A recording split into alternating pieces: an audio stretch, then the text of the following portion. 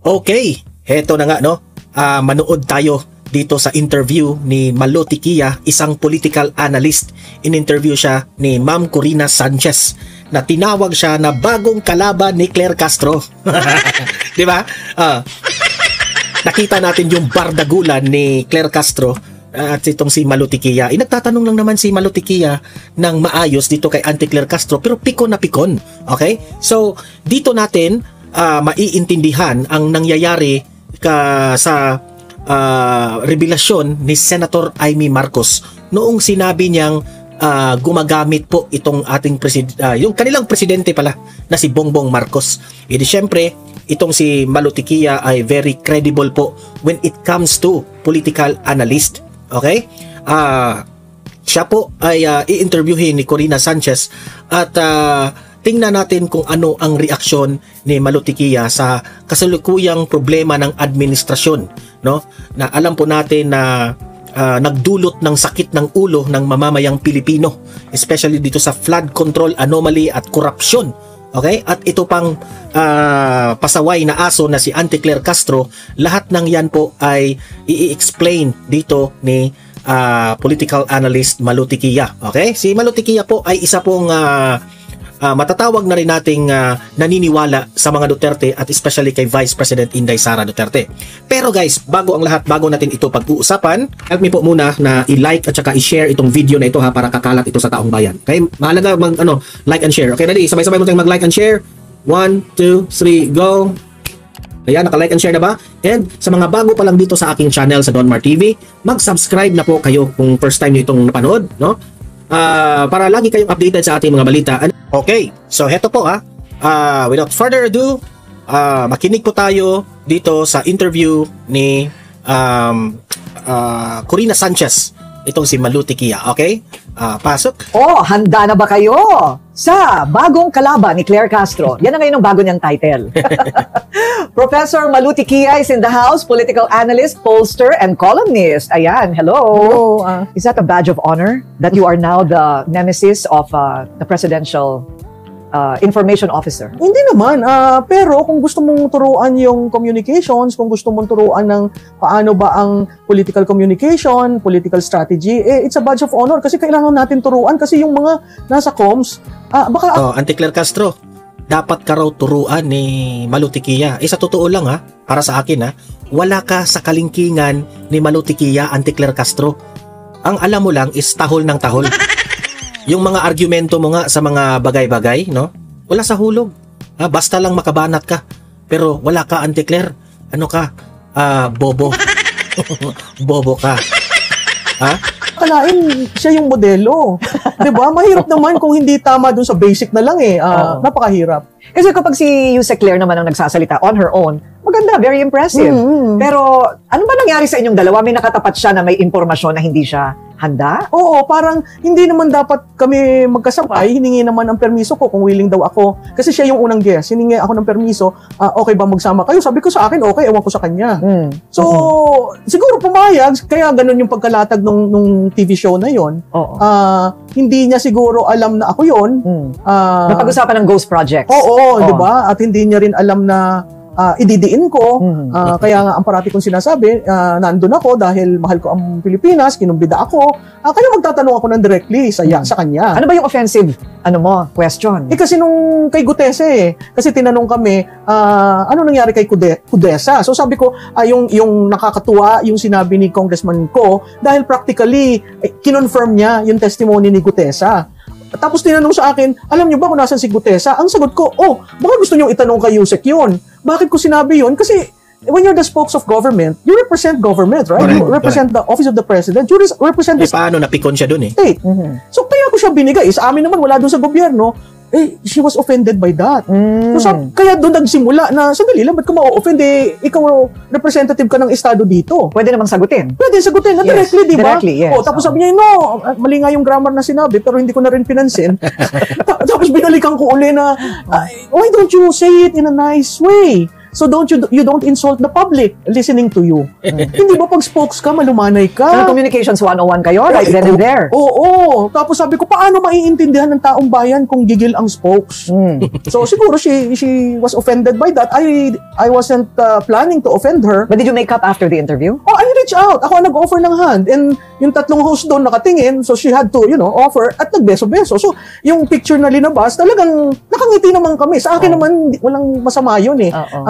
Sa isang demokrasya, pag nagtapunan kayo ng mga posisyon, sa dulo, dapat iniiwan mo na yun. But in your assessment, she was not prepared to answer, especially about not only Gutesa, but the facts and figures about the Ghost Project. So I was so surprised. Di ba, if you're the spokes or whatever her name is, ako sa analysis ko, na-offend si Auntie Claire Castro nung tinanong ni Malutikia. Baka alam ni Claire kung nasaan si Gutesa. Alam kong na-offend siya doon. Kasi parang pinagbibintangan ni Malutikia na, hindi na, para sa akin baka akala niya pinagbibintangan siya ni Malutikia. Pero ang punto doon ni Malutikia is, baka pwede nating tanungin si Auntie Claire. Baka may alam siya. Which is, out of seryosong tanong yun kay Malutikia. Pero siya parang na-offend siya na, bakit nyo sa akin itanatanong? Which is my point naman si Malutikia na, ikaw ang nasa gobyerno. Ikaw ang spokesperson ng presidente. At ang presidente po, ang may hawak sa lahat ng ahensya ng gobyerno. So, posible na may alam ka kung saan si Gutesa. Baka pinatawag si Gutesa ng gobyerno na may alam si Auntie Claire. Parang ganon, di ba? So, napikon siya doon. Nakakala siguro niya pinagbibintangan ang gobyerno na baka hindi lang pinaalam ng gobyerno na hawak na ng gobyerno si Gutesa. Baka ganon ang kapraningan ng utak ni Auntie Claire, di ba? So, napikon siya doon. Bakit ka napikon doon, Auntie Claire? Bakit ba? Guilty ka ba sa tanong na yun? Hindi, nagtatanong lang Baka guilty ka sa tanong na yun. Usually call her the official barker. Okay. Right? So, the official barker. Kakahiya ka naman, Auntie Claire. Maalala ang pangalan niya, grabe ka hindi naman. talaga. Oo. Claire Castro. Kaya BFF ako ng BFF. In fact, during the interview, sinabi ko, Claire Castro, the official barker. yung BFF ko. No, pareho pa naman kami nakapula. Kaya linuloko kami ng mga hosts. So, ang sabi ko sa kanya, hindi niya alam ang Ghost Projects. Ang punto ko doon, sa Ghost Projects, ghost nga di ba? May nagplano, may nag-alat, may binayaran. Pagpunta mo doon, wala. Ba't hindi makasuhan yung 482? I agree. Di ba? Unahin mo muna yon bago itong hahanap ka pa ng ebidensya. Di ba? Ito ang paper trail nasa kanila. Ang money trail nasa kanila. Ang sagot sa akin, hindi daw niya alam ang datos, hindi daw niya alam na ako yung magiging kaharap niya, but isn't data, if you're the spokes, that's like back of your hand. Alam mo. Kasi anytime, somebody will ask you. Right. But she makes a distinction that she is not the spokesperson. Ayaw daw ni presidente ng spokesperson. Ay, nakakahiya naman ko rin kung ang spokes mo ay ganun. But she calls herself the Presidential Information Officer or Communications Director. Di ba? Pag information officer ka, data is like your lifeline. Ito ang nakakagulat sa akin. And the data is 482 ghosts. These are confirmed by your researchers. No, and even by mainstream media. Okay. Out of the 8,000 flood control projects, 482 are ghosts. Okay. 482. Pero 482 ang ghost. Pero meron pa yan. Hindi pa natuklasan yung iba. pang tumaas ang numero nun. Okay, kasi hindi naman natin alam ilang 8,000 ba yan talaga. Okay. So there should be at least 482 charges. Supposedly, filed. di ba? It's commonsensical that if it's ghost, you readily file. Right. Okay. Headline. Senator Amy Marcos in the Iglesia. Para sa akin, yung 482 na ghost projects na sinabi nila, parang imposible. Alam mo ba kung bakit? Kung mag-investigate ka ng isang ghost project, aabot yan ng isang araw. How did they investigate the 482 ghost projects na hindi pa nga umabot ng isang taon itong investigasyon na ito? Di ba? Nakakatawa nga So, I don't believe na alam nila na 482 ang ghost projects. Kasi sa isang araw, mahirap na 2 lugar o 3 lugar o 4, 5 lugar ang pupuntahan nyo at sasabihin nyo, eto, ghost project ito, di ba? Mahirap yan. Aabot yan ng isang araw. For example, pupunta ka sa Bulacan ngayong araw na ito. O ito, ghost project ito. Sa susunod na araw, pupunta ka na naman sa Baguio. O ito, ghost project ito. Aabot yan ng isang araw na you will confirm na ito ghost project ito. Bakit nakakuha sila ng datos na 482 na raw ang ghost project? Parang imposible. O let us say, marami kayong tauhan na nagsusurvey, ganun, ganyan. Parang hindi pa rin accurate ang investigasyon kung ganun. Diba? O let us say, sasabihin nyo, yung sumbong sa Pangulo website. O, tapos kung may magsusumbong doon na ghost project ito, bla bla bla, nakakasiguro ka ba na yung nagsumbong nagsasabi ng totoo? Kasi baka yung sumbong, baka rin namumuliti ka rin sa mga kaaway nila doon sa probinsya ng mga rivalry of politics. Diba? So, paano nyo na alam na umabot na nga ng 482 ghost projects out of 8,000 flood control projects? That's too many to investigate. That's impossible.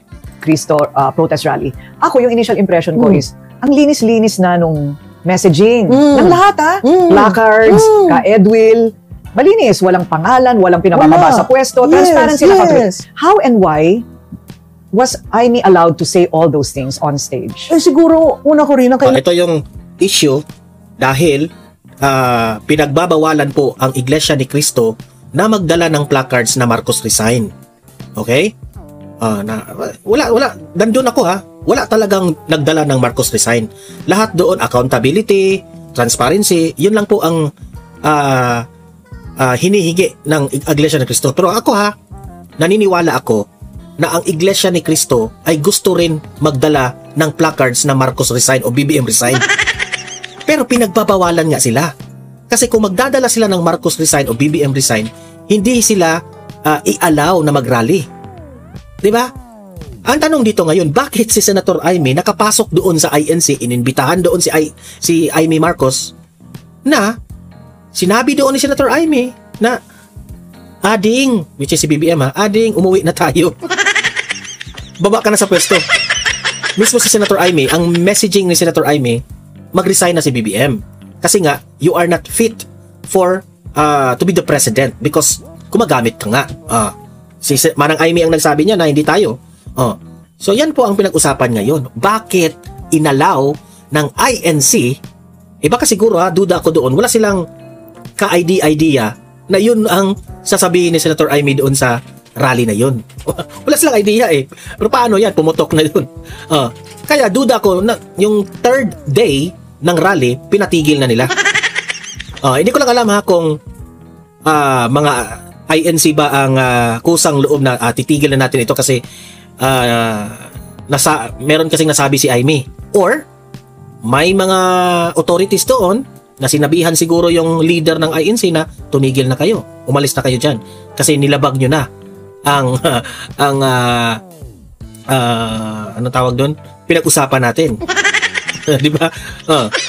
Kasi yung sinabi ni Senator Aimee, that was out of the box. Sa buong na-shock nga lahat ng taga-Malacanang sa sinabi ni Aimee. Ito, panoorin pa natin. Kailangan nating tingnan, matagal ng debate internally kay Senator Aimee, yung do I admit, ang tagal na yan, from day one of this administration. Admit what? Admit that he is a user. Because she was a witness. Yes, she knew about it. Tapos, nung dumating yung eleksyon, dumating na naman. Hindi, admit mo na lang para hindi ka, to save yourself. Because it's a shared brand. The brand of Marcos is shared. So whatever sins of that brand becomes now a burden for the senator. At nakita naman natin, dumaus-us siya. Di ba? Nasa dulo siya nung 2025. And yet, nasa tingin ko masyadong masakit na sabihin niya publicly. And then when she came back from Geneva, recently, merong official trip doon yung Committee on Foreign Relations.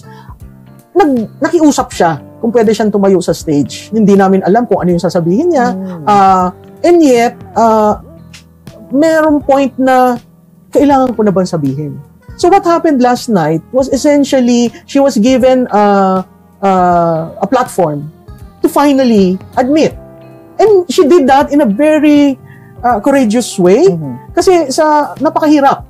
Pero in the same vein, if you read the speech, she was very careful of the culture of Filipinos, the family role, kasi nakikita mo, she was referring to the president, kung buhay ang ating ama, siya ang nag-aalaga sa atin, ngayon bilang panganay, responsible ko kayo. And then she mentioned... Kaya nga, ang sabi ni Auntie Claire na naninira, na-shock sila sa paninira ni Amy Marcos sa kanyang kapatid. Hindi po paninira yung nakita namin kay Senator Amy. Hindi yun paninira ha. It was parang payo ng isang ate. Oh. Pero ni-reveal niya. Para bang sinabi niya in public ang katotohanan para rin matauhan si BBM. Kasi gusto niya nang puminto si BBM sa kakagamit. Yun ang point ni Senator Amy. Pero sa tingin ng iba na mababaw yung utak, paninira. Tingnan nyo while nag-speech si Senator Amy. The body language, the facial expression, halatang halata na she was talking to a member of a family na nasasaktan siya. Okay? Nasasaktan siya sa bisyo ng kapatid na gusto niyang pinaalam niya in public at tayo na po ay magpagamot. Diba? At sinisisi niya, isa sa mga sinisisi niya ang barkada ni BBM. Nag-mention siya ng names. Na yun pala, akala niya magbago si BBM na makapag-asawa na, yun pala, yung asawa, isa rin na pareho niya. So, mas lalong umiyak si Senator Amy na akala niya magbago, mas lalong lumala. Na pahinga na tayo, pahinga na tayo, uwi na tayo. So there was no call for resignation. It's just a plea from a sister who was involved in the 2022 elections, and then after winning, she's like frozen delight. So 3 taon na silang hindi nag-uusap, kahit gusto niyang tulungan ang kanyang kapatid, kahit gusto hindi siya makapasok sa Malacanang. So I guess it is a realization na ang daming nangyayari. Sasalbahin ko ba ang bansa ko? O patuloy akong kikimkimin ko yung sikreto ng alam na pamilya.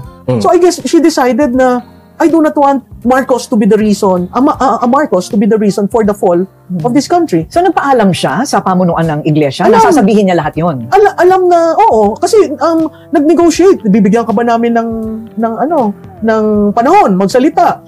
Saan ka ilalagay sa programa? Kaya makikita mo, after nung nagsalita, hindi na nila tinuloy yung 3rd day. Kasi ang sense ko, pag tinuloy yung 3rd day, hindi mo makokontrol yun na yung messaging. Di ba? Sabi mo nga, malinis, walang resignation, ang placard wala. Sa EDSA, yun ang sinasabi, general patronage sa Quirino, sa EDSA, dyan talaga, magbardagulan kayo.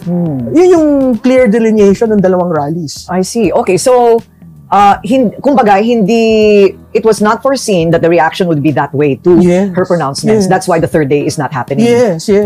So parang ayaw rin ng gulo ng Clearly, iglesia. di ba? Yung pamunuan, parang sinabi, sandali lang, anong reaksyon ng tao? Hindi mo naman, kahit sa survey, kahit sa social listening, hindi mo kaagad madidesisyonan yun eh. Pero nag-decide sila kasi napaka bigat nung sinabi ni Senadora. At nakita naman natin, she had that pained look. Again, you go back to if you have a family member who used drugs, who promised, hindi, magbabago ako, who said, I will stop. People can relate to what the Senator Amy Marcos was saying. And people can also relate to the fact she mentioned about Ilocos Norte. At alam sa probinsya, alam ng probinsya. And if you look at the career of Senator Amy, she was following Bongbong Marcos every political stop. And she was cleaning. So when BBM became governor, after nun siya. When BBM became congressman, after nun siya. When BBM became senator, siya. So sabi ko nga sa kanya, ano ka ba talaga? Official na tagalinis? Di ba? May effort na gano'n. Ang sasabihin ng mga opposition to Amy is that she's the least credible because she's always known to be magkagalit sila ng kapatid niya at ng asawa, si First Lady. Tsaka parang matagal na niyang parang binabanggit-banggit yung tungkol sa paggamit ng drugs. So, what does she need to make whatever she wants to happen? Corroboration? Yes. Will she need evidence? Yes. I think there'd be, the corroboration should come because there are friends and certain people with videos showing that, the president actually was doing it. Kasi yun ang kasunod nun. Sa panahon kasi ngayon, ang daling magbanggit ng pangalan, right?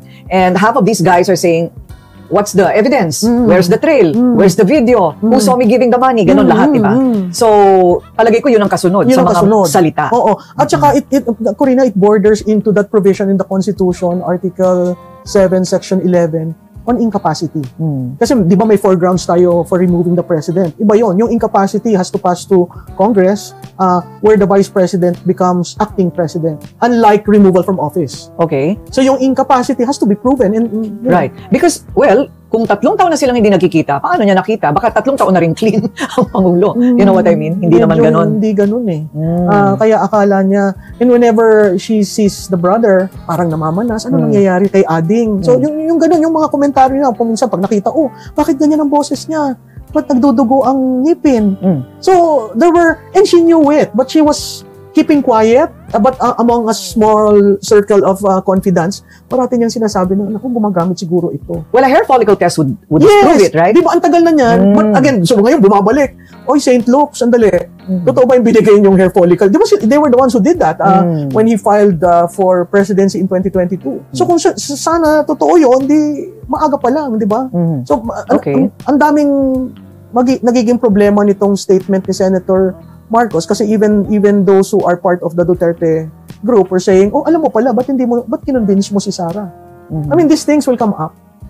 So I guess when she did stand last night, I guess she was conscious of all these things. Oo nga. Well, Saldico, confession. Ako, isa sa mga sinasabi doon ni Senator Amy na kung itandem yung kapatid niyang si BBM at si Sara, akala niya na magbabago na. Yun ang akala niya eh. Yun pala lumala na